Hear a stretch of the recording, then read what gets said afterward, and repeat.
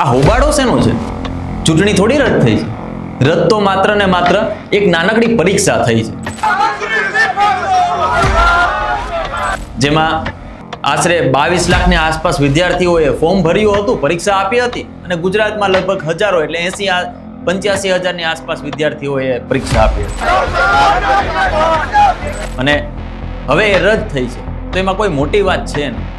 હું એટલા માટે એવું કહી રહ્યો છું કારણ કે દર વખતે પરીક્ષાઓ રદ થાય છે, પેપર ફૂટે છે અને સરકાર માત્ર એક જ શબ્દ કહે છે, ચમરબંધીને છોડવામાં નહીં આવે. એટલે આ શું છે સમગ્ર મામલો, તેના વિશે ચર્ચા કરીશું. નમસ્કાર, હું સમ્રાટ અને તમે જોઈ રહ્યા છો ચક્રવાત.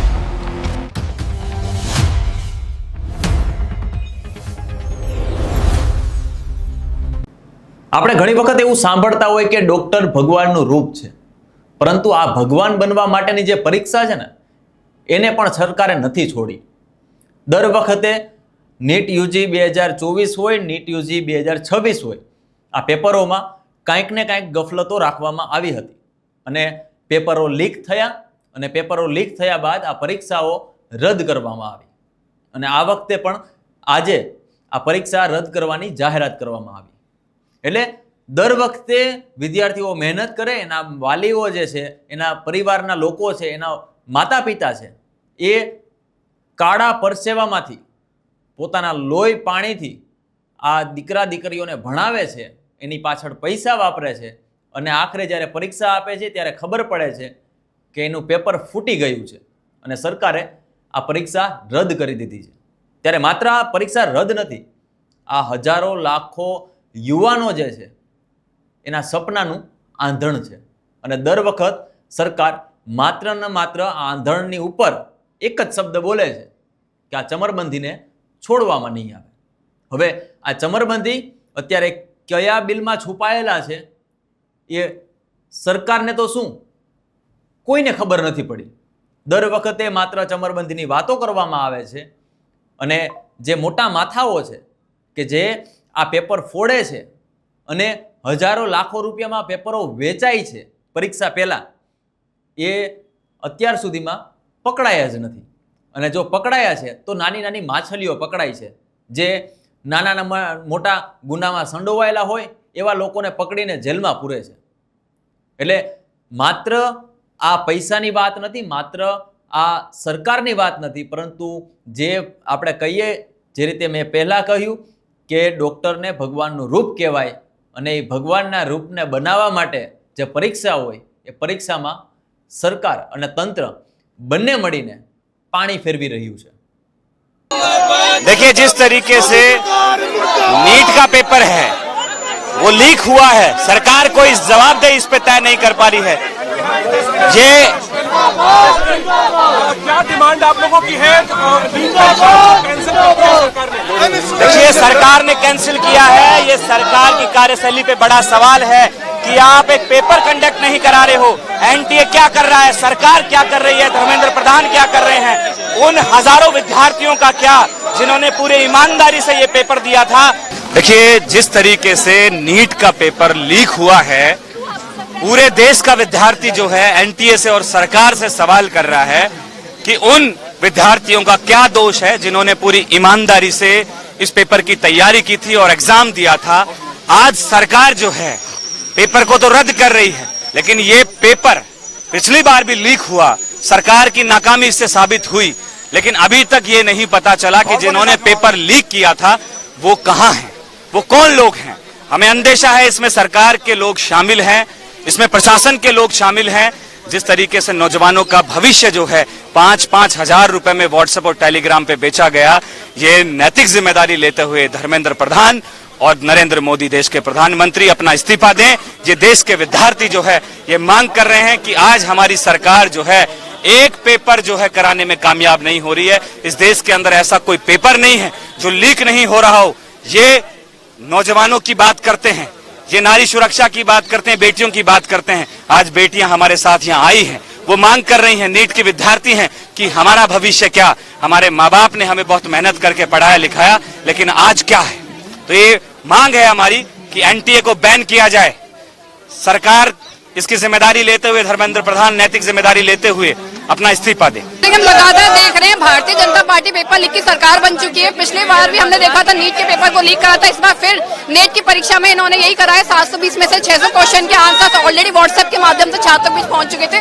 ये सरकार सिर्फ रोजगार देने की, प्लेसमेंट देने की बात करती है, पेपर लीक की सरकार बन गई, पूरी तरह से इसमें सम्मिलित है और जगह पेपर लीक करती है। આ માત્ર નીટ યુજી 2026ની પરીક્ષાની વાત નથી, 2024માં પણ આવું જ કંઈક બન્યું હતું અને ત્યારે પણ સરકારે, તંત્રએ વિદ્યાર્થીઓને એક જ આશ્વાસન આપ્યું હતું કે આ ચમરબંધીને અમે નહીં છોડીએ અને જે આવનારી પરીક્ષા છે એમાં આવી ગફલત નહીં ચલાવી લઈએ.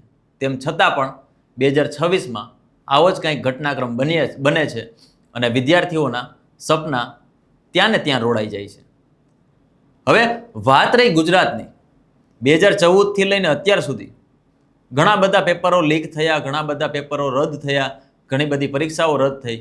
કદાચ આપણે સાંભળતા હોય, આપણે ભૂલવાની આદત છે એટલે કદાચ ભૂલી પણ ગયા હોય, પરંતુ આજે હું તમને ફરીથી તાજા કરાવી દઉં કે ગુજરાતમાં 2014થી લઈને અત્યાર સુધી કેટલા પેપરો લીક થયા અને જે યુવાનો છે અને 10,000ને આપણે બધાય જાણીએ છીએ કે 10,000ની ભરતી હોય, 10,000 કેન્ડિડેટની ભરતી હોય, એમાં 10 લાખ ફોર્મ ભરાય છે. એટલે બેરોજગારીનો જે આંકડો છે એ ચરમસીમાએ છે. તેમ છતાં પણ એ તમામ લોકો પાસેથી પરીક્ષાની ફી લેવામાં આવે છે.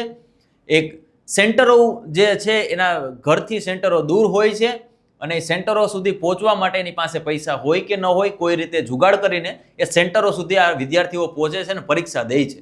અને પરીક્ષાની દઈને પરીક્ષા સેન્ટરની બહાર નીકળે છે ત્યારે ખબર પડે છે કે અમારું પેપર ફૂટી ગયું અને અમારી જે પરીક્ષા છે એ રદ થઈ. અત્યારે મારી પાસે આખું લિસ્ટ છે, એ તમને જણાવીશ કે 2014માં જીપીએસસી ચીફ ઓફિસર, 2015માં તલાટી ભરતી પરીક્ષા જીપીએસએસબી, 2016માં જિલ્લા પંચાયત અને તલાટી મુખ્ય સેવિકા પેપર, 2018માં ટાટ શિક્ષક ભરતી, 2018માં વનરક્ષક ભરતી મુખ્ય સેવિકા ભરતી, 2018માં એલઆરડી નાયબ ચીટનીસ, 2019માં બિન સચિવાલય ક્લાર્ક, 2021 હેડ ક્લાર્ક ડીજીવીસીએલ વિદ્યુત સહાયક, 2022માં વનરક્ષક પેપર અને 2023માં જુનિયર ક્લાર્ક પેપર લીક થયા હતા.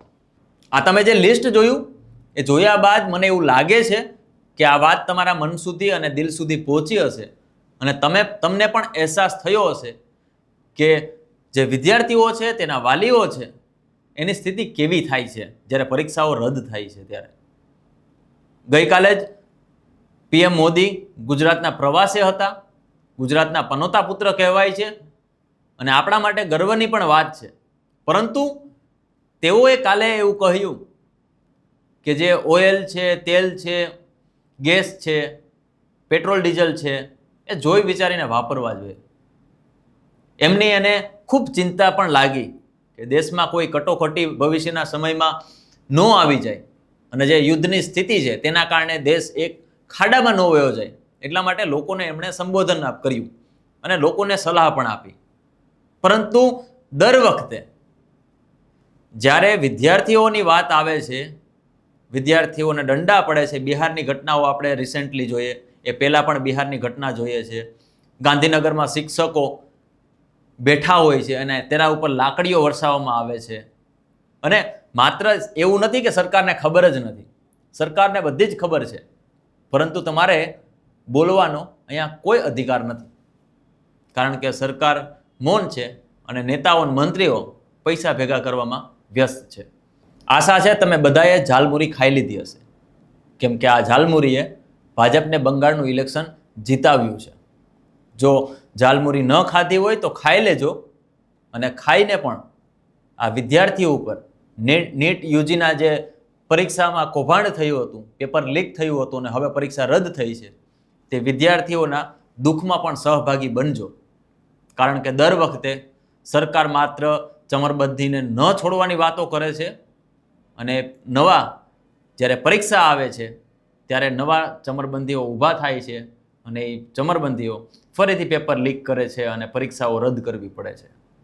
એટલા માટે કહી રહ્યો છું કે આજે નીટ યુજી 2026ની પરીક્ષા રદ કરવામાં આવી, જેમાં 22 લાખ લોકોએ, વિદ્યાર્થીઓએ પરીક્ષા આપી હતી અને આ વિદ્યાર્થીઓ ડૉક્ટર બનવા માટે પોતાની આશાઓ લઈને આ પરીક્ષા આપી રહ્યા હતા અને આખરે સરકારે આ પરીક્ષાને રદ કરી અને જે પેપર ફૂટવાની વાત છે એ પેપર ફૂટવામાં નાની નાની માછલીઓ પકડાઈ પણ ગઈ છે અને દર વખતે માત્ર નાની માછલીઓ પકડાય છે, મગરમચ્છો છૂટી જાય છે.